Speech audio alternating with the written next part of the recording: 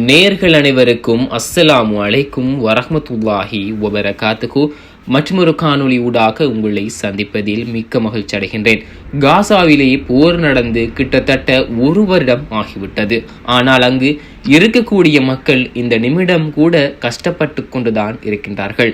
போர் ஆரம்பிக்கப்பட்டது முதல் இன்று வரை சவுதி அரேபியா இந்த காசா மக்களுக்காக வேண்டி எந்த விடயத்தை செய்தார்கள் என்ற கேள்வி எழுகின்ற போது அதற்கான விடை ஒரு பூஜ்ஜியமாகவே இருக்கிறது.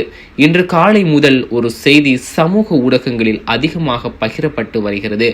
காசாவில் நடக்கும் பிரச்சினைகளை பற்றி நான் பெரிதாக எடுத்துக்கொள்வதில்லை என்கின்ற ஒரு கருத்தை அமெரிக்காவினுடைய ஊடகத்திற்கு இவர் கூறினார் என்கின்ற செய்தியை இப்பொழுது அதிகமானவர்கள் பகிர்ந்த வண்ணம் இருக்கின்றார்கள். நான் யாரை சொல்கின்றேன் என்று நீங்கள் விளங்கிக் கொள்ள முடியும். இந்த செய்தி உண்மையா பொய்யா என்று சிலர் வாக்குவாதம் செய்தாலும் கடந்த காலங்களில் இவருடைய செயற்பாடுகள் காசா மக்களுக்கு எந்தவித பயனையும் ஏற்படுத்தவில்லை என்பதுதான் உண்மையான ஒரு விடயம். இஸ்மாயில் ஹனியாவினுடைய மரணத்திற்கு நாங்கள் பழிக்கு பழி தீர்ப்போம் என்று ஈரான் தாக்குதலுக்கு தயாரான போது முதலாக தடையாக இருந்தது சவுதி அரேபியா தான். எங்களுடைய வான் பரப்பை நீங்கள் எந்த சந்தர்ப்பத்திலும் தாக்குதலுக்காக உபயோகிக்க கூடாது என்று தடையாக இருந்தார்கள்.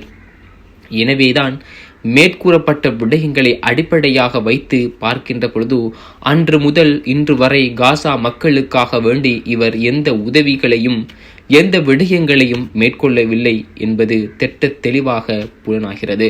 அன்பார்ந்த சகோதர சகோதரிகளே, சவுதி அரசாங்கம் இப்பொழுது யூதர்களுடைய கையில் இருக்கின்றார்கள். அதனால் தான் அவர்கள் இந்த நிலைமைக்கு தள்ளப்பட்டிருக்கிறார்கள். அவர்கள் எடுக்கின்ற ஒவ்வொரு முடிவும் யூதர்கள் பின்னுக்கு இருக்கக்கூடிய விடயமாக இருக்கிறது. அவர்கள் எந்த விடயம் எடுத்தாலும் அதற்கு பின்னுக்கு யூதர்கள் இருக்கின்றார்கள் என்பதனால் தான் அவர்களால் எந்த விடயமும் செய்ய முடியாமல் இருக்கிறது. அவர்களுடைய நாட்டை மற்றும் பார்க்கின்றார்கள். இஸ்லாம் என்னும் மதத்தை பார்க்கவில்லை, இஸ்லாம் என்னும் மார்க்கத்தை அவர்கள் பார்க்கவில்லை. அல்லாஹ் பாதுகாத்தவர்களை தவிர இஸ்லாத்தை எந்த அளவுக்கு ஒருவர் கேவலப்படுத்துகின்றாரோ அவருக்கான தண்டனை மிகவும் கொடூரமாக இருக்கும் மறுமை நாளில். இன்ஷா அல்லாஹ் மற்றொரு காணொளி ஊடாக உங்களை சந்திக்கின்றேன். அஸ்ஸலாமு அலைக்கும் வரஹ்மத்துல்லாஹி வபரகாத்துஹு.